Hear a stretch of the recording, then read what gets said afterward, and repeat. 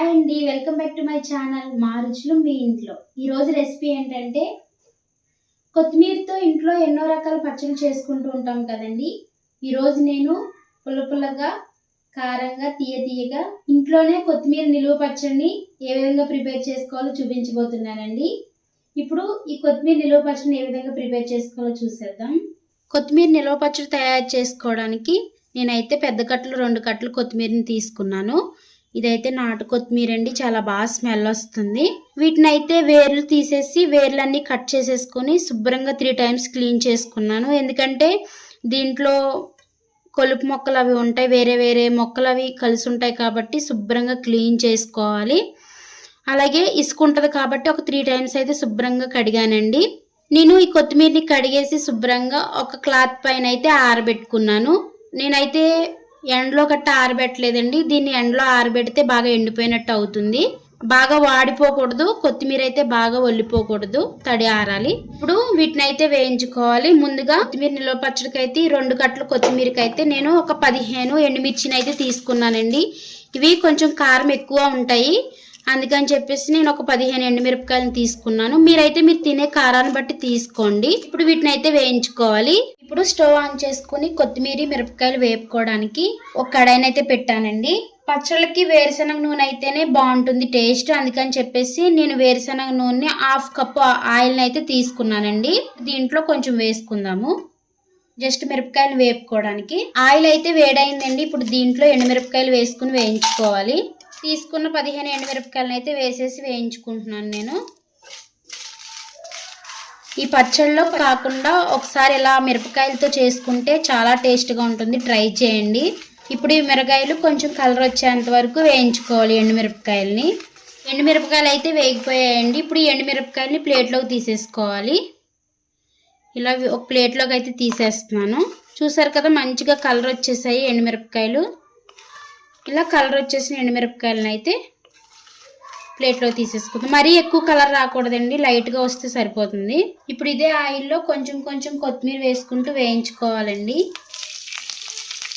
కొత్తిమీర అయితే కొంచెం దగ్గరగా మగ్గేంత వరకు వేయించుకుందాము. ఇదిగోండి, కొంచెం వేసిన తర్వాత కొంచెం దగ్గరగా అయింది కదా. ఇప్పుడు మిగిలిన కొత్తిమీరని కూడా వేసేస్తున్నాను.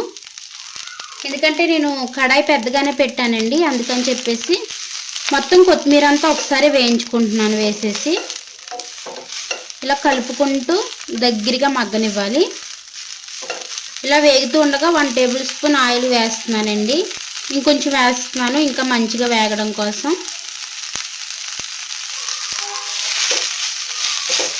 కొత్తిమీర ఇలా వేగుతూ ఉండగా మధ్య మధ్యలో కలుపుకుంటూ వేయించుకోవాలండి. ఈ కొత్తిమీర పచ్చడి అంటే నాకు చాలా ఇష్టమండి. దీంట్లో మా అమ్మమ్మ అయితే బెల్లం వేసి చేసేది. ఇప్పుడు కూడా నేను అదే విధంగా చేసి చూపిస్తున్నాను. ఇది మా అమ్మమ్మ ఎక్కువగా చేసేది, అప్పుడు చూసేదాన్ని. ఇప్పుడు నేను కూడా ఈ టేస్ట్ మీకు చూపించాలని చేస్తున్నానండి. చూసారు కదా, కొత్తిమీర అయితే చాలా మంచిగా వేగింది. దీనిలో 1 టేబుల్ స్పూన్ జీలకర్ర వేసుకోవాలి. ఇది ఒకసారి మొత్తం మిక్స్ చేసుకుందాము. వేగితే మంచి టేస్ట్ వస్తుంది జీలకర్ర. ఇదిగోండి, జీలకర్ర వేసిన తర్వాత వేయించాను కదా. ఇప్పుడు దీంట్లో ఒక 10 వెల్లుల్లి రేకలను వేసుకుని జస్ట్ అలా మగ్గించుకున్నాము వేడికి. ఫ్లేమ్ని అయితే నేను సిమ్లో పెట్టే వేయించుకున్నానండి. వెల్లుల్లి జీలకర్ర వేసుకోవడం వల్ల పచ్చడి అయితే ఇంక మరింత రుచి వస్తుందండి. ఏ పచ్చడిలో అయినా, ఏ పచ్చడి చేసుకున్నప్పుడైనా ఇలా వెల్లుల్లిపై జీలకర్ర వేసుకోవాలి. వెల్లుల్లి కూడా వేసి మిక్స్ చేసుకున్నాం కదండి. ఇప్పుడు దీంట్లోనే నేను పెద్ద నిమ్మకాయ సైజు అంత చింతపండు అయితే వేస్తున్నాను. వీటిలో పైన గింజ లేదండి, కాడలు లేవు. చూసారు కదా ఎంత మంచిగా ఉందో. పెద్ద నిమ్మకాయ సైజు అంత చింతపండు అయితే వేస్తున్నాను.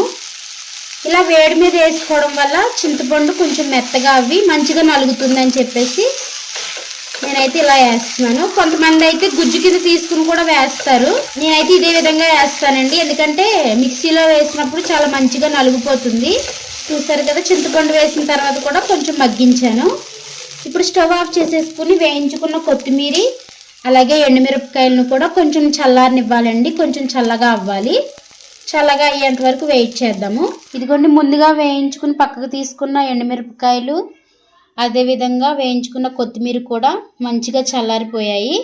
ఇప్పుడు వీటిని అయితే మిక్సీ జార్లో వేసుకొని పచ్చడి కింద చేసుకోవాలి. ఇదిగోండి ఇలా ఒక మిక్సీ జార్ తీసుకొని దీంట్లో వేయించుకున్న ఎండుమిరపకాయలను అయితే వేసుకోవాలి.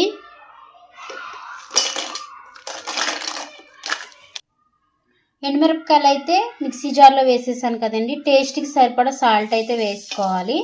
నేనైతే ఒక 2 టేబుల్ స్పూన్స్ వేస్తున్నాను సాల్ట్. మీరు మీ టేస్ట్కి సరిపడా సాల్ట్ వేసుకోండి. ముందుగా ఈ ఎండుమిరపకాయలను అయితే పౌడర్ చేసి తీసుకొస్తాను. ఇదిగోండి ఎండుమిరపకాయలను అయితే నేను వేయించి ఈ విధంగా పౌడర్ కింద చేశాను కదా. ఇప్పుడు దీంట్లో వేయించుకున్న కొత్తిమీరని కూడా వేసేసుకోవాలండి. ఇదే మిక్సీ జార్లో నేను వేయించుకున్న కొత్తిమీరని కూడా వేసేస్తున్నాను. ఇది కూడా మంచిగా చల్లారిపోయింది. చింతపండు వెల్లుల్లిని కూడా వేసేస్తున్నాను.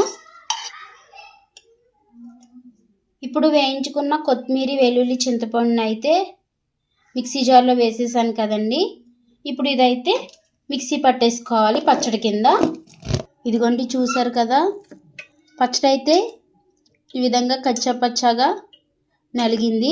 ఇలా చేసుకోవడం వల్ల కొంచెం రోట్లో చేసుకున్న పచ్చడిలా ఉంటుందండి. టేస్ట్ అయితే ఇలానే ఉండాలి. ఇప్పుడు ఈ విధంగా నలిగిన తర్వాత ఇప్పుడు దీనిలో 1 టేబుల్ స్పూన్ బెల్లం వేసుకోవాలండి. బెల్లం వేసుకోవడం వల్ల చాలా టేస్ట్గా ఉంటుంది పచ్చడి అయితే.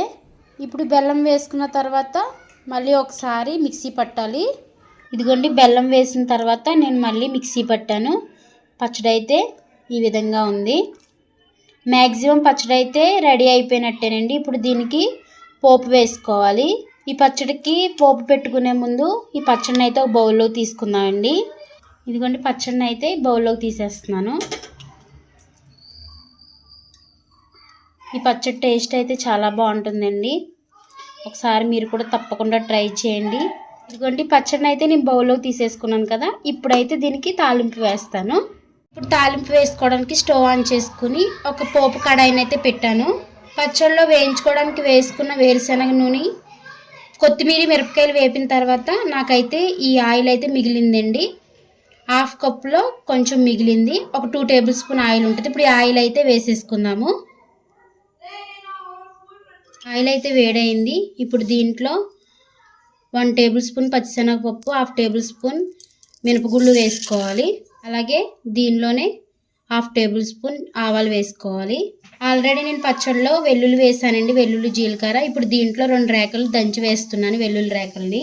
అలాగే ఒక 1/4 టేబుల్ స్పూన్ జీలకర్ర వేసుకోవాలి. ఇప్పుడు శనగపప్పు, మినపగుళ్ళు కలర్ వచ్చేంత వరకు వేయించుకోవాలి. దీనిలోనే 2 ఎండుమిరపకాయలు ముక్కల కింద చేసుకుని వేసుకోవాలి. అలాగే ఒక రేక కరివేపాకుని వేసుకోవాలి. వీటన్నిటిని ఒకసారి వేయించుకోవాలండి. ఇప్పుడు స్టవ్ ఆఫ్ చేసేసుకుందాము, ఎందుకంటే పోపులు అయితే మంచిగా కలర్ వచ్చాయి.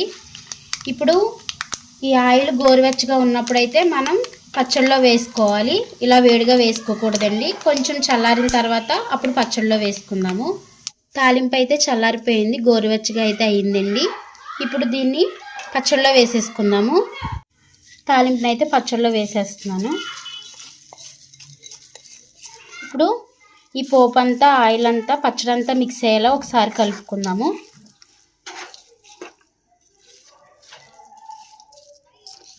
ఇదిగోండి మొత్తం అయితే మిక్స్ చేసేసాను. చూసారు కదండి, కొత్తిమీర నిలువ పచ్చడి అయితే రెడీ అయిపోయింది. ఇదిగోండి చూసారు కదండి, కొత్తిమీర నిలువ పచ్చడి ఎంత సింపుల్గా ప్రిపేర్ చేసేసాను. మీరు కూడా తప్పకుండా ట్రై చేయండి, మీకు చాలా బాగా నచ్చుతుంది. ఎందుకంటే ఈ పచ్చడి టేస్ట్ అయితే పుల్ల పుల్లగా, కారం కారంగా చాలా రుచిగా ఉంటుంది.